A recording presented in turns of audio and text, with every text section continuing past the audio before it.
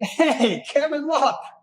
Richard Marcus, how you doing? I can't believe he came all the way to Tulsa just to get my car. I had to come to Tulsa. Oh, man, I forget. Where you from anyway? I'm actually living in Tulsa right now.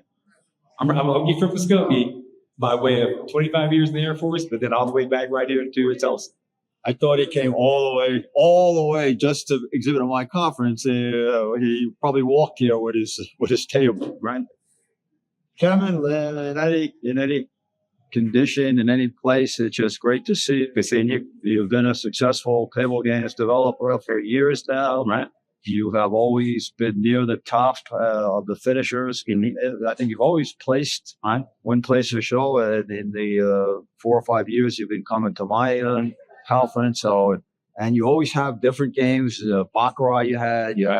Was there any table game yet you have not done? Did you ever do anything with craps? So we have a craps game. So we first came out with that idea of a fielder's choice type craps. So I'm not a craps player.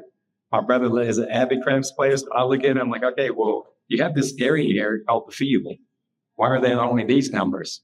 Why aren't there some other numbers? And we started figuring out, I was like, you know what we can do? We have a field in here. We're going to name the field the outfield. We're going to come up with another thing called the infield. So the infield are the inside numbers with the 7. And the only thing that doesn't exist in the inside is the infield is the 7. So all the others are not represented.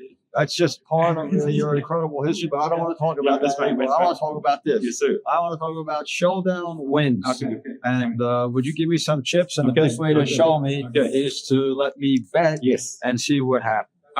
I like the layout. It's nice and clean. Okay. Not a messy layout, no charts, nothing like that. Nice and clean. So, you know what? I don't even know what I'm doing. Okay. I'm just going to bet $20 because you didn't tell me what I did. I'm going to bet the tie. Okay, so if you're familiar with the old game war, which evolved to casino war, what we say is this is just casino war with your brains now. Because casino war was simple enough to say, hey, you might try to do just get a card higher than the house, right? But the problem with the game was there wasn't enough decisions to be made in the game. 93% of the time, you're sitting there just hoping that you get a good card, and there's nothing you can do about it if you get stuck with that. 7% of the time, you can decide you're going to surrender half your money, put up double and win half your money. So we said, that's not a good deal. So we said, let's make a game where the player has a little bit more decision making today, because that's what players want, but still making simple and easy. So what we'll do is I'll explain that a little bit to you. Should I make? So you can if you want to. Would that change the? No, it's easy enough with one hand. What we always say, if they have an edge here, an edge here, an edge here, we just get your money a little bit quicker. So it's not going to change anything. So all right, so in this game, aces are going to be the highest card. 2s are low. I'm going to deal you one card face up. I'm going to have one card face down. If you like your card, you just do like blackjack and stand. If you don't like your card, you double down, and I'll give you a replacement card, and that top card now becomes your new card. Okay? I'll flip my card over. If it's a 10 or higher, I have to stand. If it's a 9 or lower, I have to draw and try to meet you. And then we just resolve that. Okay, so I can only replace one. Once. That's it. I like that. Let's take it. I like that. It's really good. Okay. So you got a sense that's not really a good card. I'm replacing right away. So you double down equal to the amount of your bet. Okay. And the tie bet works just like a tie bet? Yes. Okay, so there you go. I double down. We give you a new card. Now I like that. Ooh, that's good. So I'm good. I won. So my replacement got me the win. That's right. We get queen loses to a king and you win. Guys, I really like that. Then I'll do some more. Let's do some more. So we have to get somewhere we get tied. It gets a little bit crazy on the dice. Okay, 7. Not too good.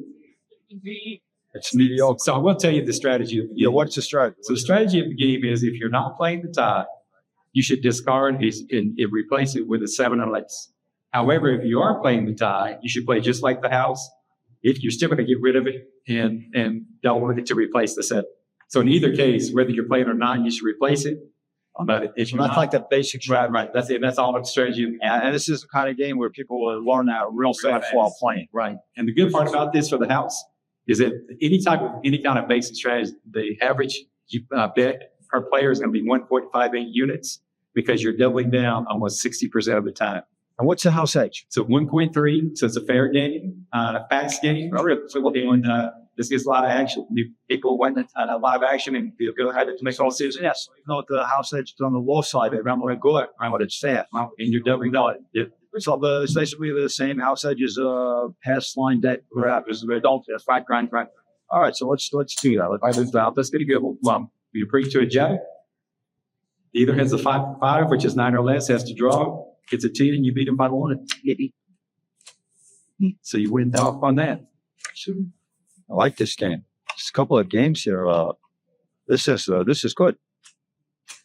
If you want. Let's say this is going to be a tie. Okay, we'll make one up. Okay, so say you have an 8, we'll find some cards here. We go. Well, you'll discard that card, so go ahead and double to replace. Okay. Okay. Stop. Somebody's double down and replace. I'll go ahead and replace. Completely. If you a new card, your new card is a 6. Okay? This is also a 6, but that doesn't tie because regardless of what this card is, I always have to follow this rule. Okay? So that's a tie. There's not a tie yet because you have to replace the first card on the 9 or less. So my second card, it happens to be a 6 too. So now you're going to win the tie. 6 and 6 tie, so we're going to resolve this. So it pays 10-1. So you're going to pay $50 on that. Okay? Here's where it gets a little interesting. Here's where the gambling comes into play. Now, Richard, you have an option. You either can forfeit this money and give it all to me, or you can double down and we go into a showdown round. But if you win the showdown, wins and pays 2-1. Okay, so I have to double down on this, Or just forfeit the entire wager.